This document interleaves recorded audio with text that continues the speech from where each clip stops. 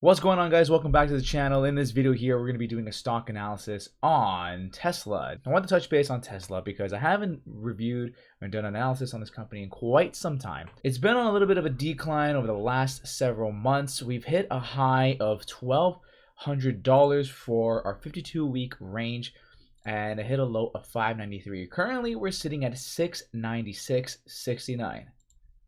Nice at the time of recording this video. So what we're going to do here, this is the stock research tool that I've built. We're going to look at the financial evaluations, which is a section of my software that grades the company based off of its balance sheets, its cash flow statements, as well as its income statements to try to gauge a score out of 10, as well as we're going to look at our company metrics, which compares the trailing 12 months to the 5-year averages of the company, so we can gauge if the company has been improving over the last 5 years and try to gauge where this company might be heading for the future.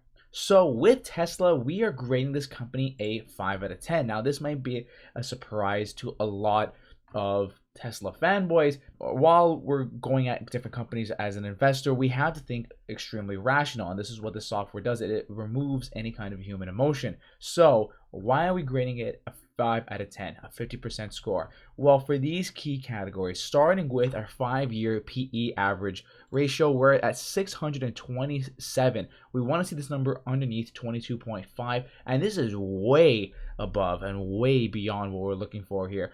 Even on our trailing 12 months category, if we look at our company metrics, that is only sitting at 85.77, extremely high from what they're bringing in.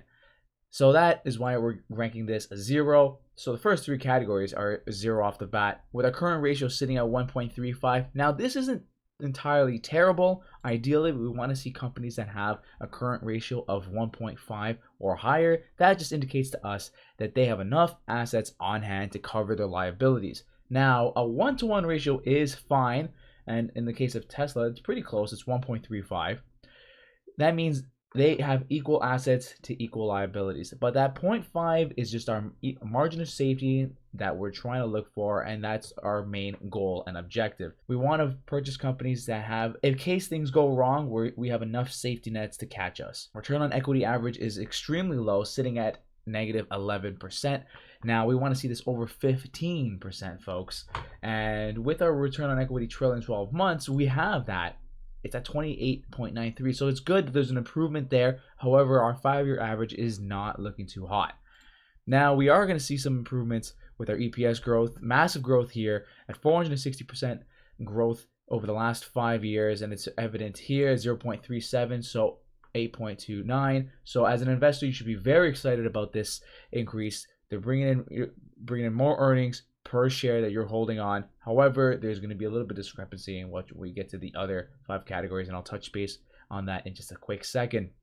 Now, with our debt to equity, we have a low debt to equity sitting at 17.37%. That's actually really impressive. We want to see this number underneath 50%.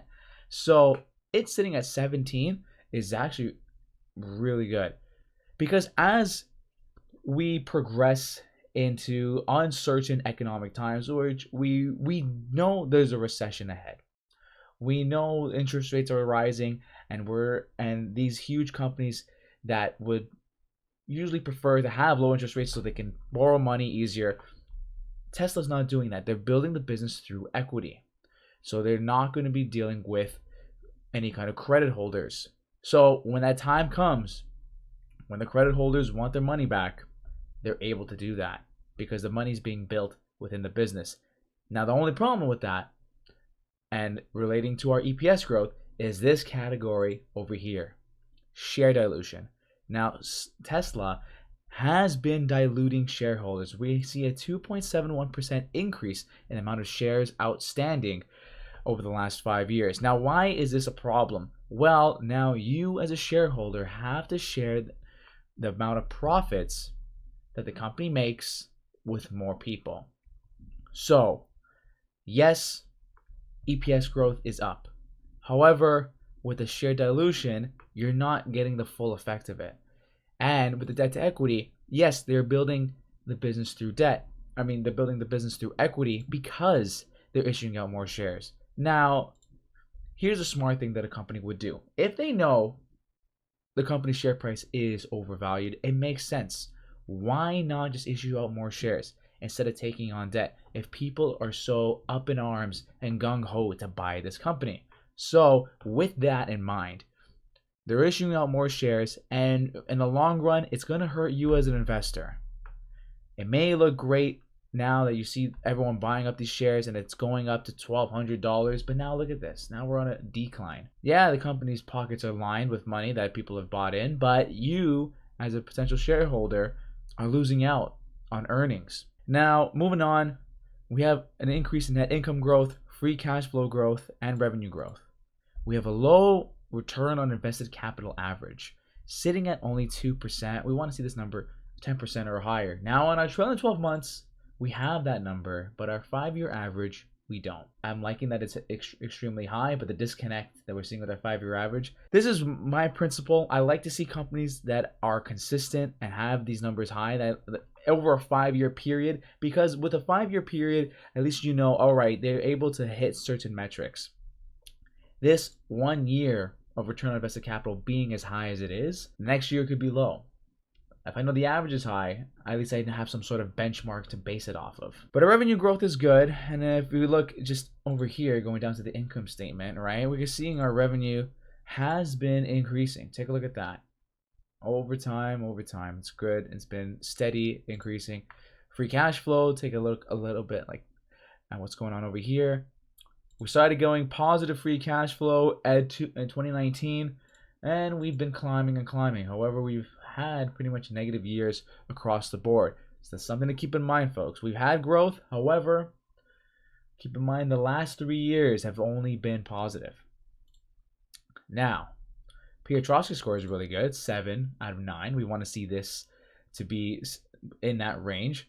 9 being the highest score we could possibly achieve. And an amazing Altman Z-score at 15.78. So, what are my thoughts on Tesla? I don't like this score.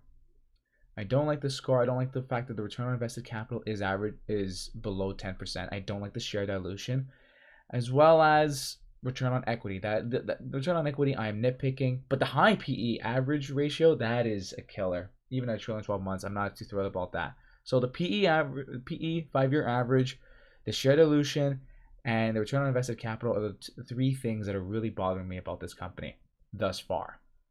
Now, what we will do, though, and then other section here of my software is a price analysis. And what we do here, folks, is we look at the historic values that this company has presented us.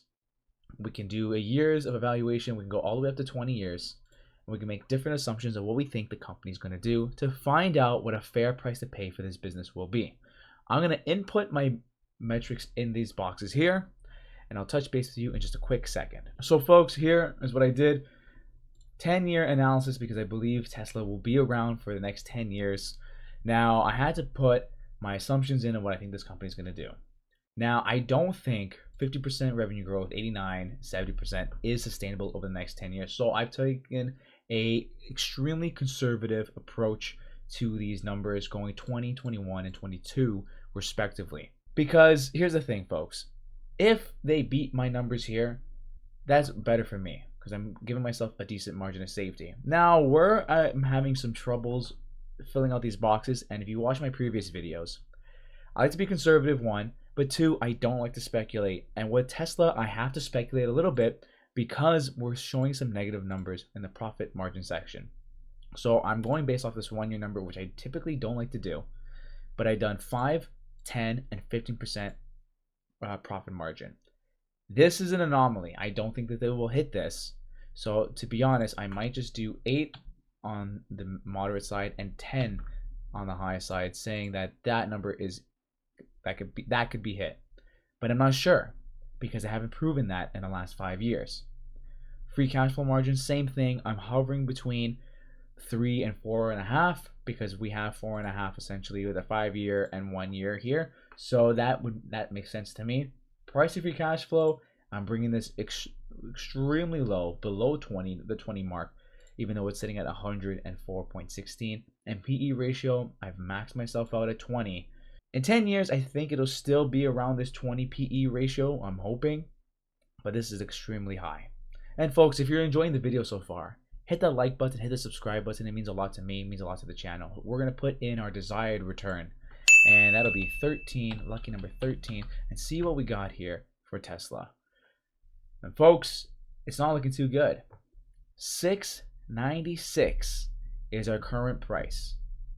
Average calculation comes out to be $216.30. This company is grossly overvalued. Tesla fanboys and fangirls are going to probably watch this and say, no, you don't understand what's going on. This is already priced in for future growth. Sure, you want to believe that, by all means. However, these are the numbers. These are the numerics, and numbers do not lie. Now, I could factor in a higher revenue growth and go 30, 35, 40, and see how that changes things. Now look at that. 40% revenue growth over the next 10 years. It's a buy all day. It's a buy all day, showing at $12.69. And look, that would indicate, a 52-week high being in a value play territory. Now, do I think, honest to God, that this company will be growing at a 40% revenue growth over the next 10 years? It doesn't make sense at all. It has to be 20, 21, and 22. I'm cutting this in half. It very well couldn't. With the competition also that's growing, that's facing Tesla, like Ford, GM, Volkswagen, all these electric car manufacturers that are coming out of the woodworks right now. They've had a head start building these vehicles, but now the giants are waking up. You have a lot of competitors now with a lot of brand history making these cars. The competition is going to be getting a lot more fierce. Now, as that space starts to get more competitive, you want to buy companies that make the most amount of sense from a price perspective. I can't justify this $696 price tag, and neither should you. I like the business. I like their cars. I like Elon Musk, and I believe that the company has great fundamentals and wholeheartedly has great leadership. However, from a price perspective, it is overhyped, and I truly believe we will see this price come down to this point, if not lower. And at that point, and the fundamentals still stay the same, and they're still making great cars to compete against the likes of GM, Ford, Volkswagen, and however you have it, then it would make sense to pick this company up. But as it stands now, this and Tesla is still grossly overvalued. But that's it, folks. That's the video. If you want to see a company evaluated, drop it down in the comment box below. The software is coming out. I posted a sneak preview on my Instagram. My Instagram, you can find it on my channel. It's LeoDeLeo94. That's if you want to follow my personal life. And sometimes I drop some things in regards to the YouTube channel.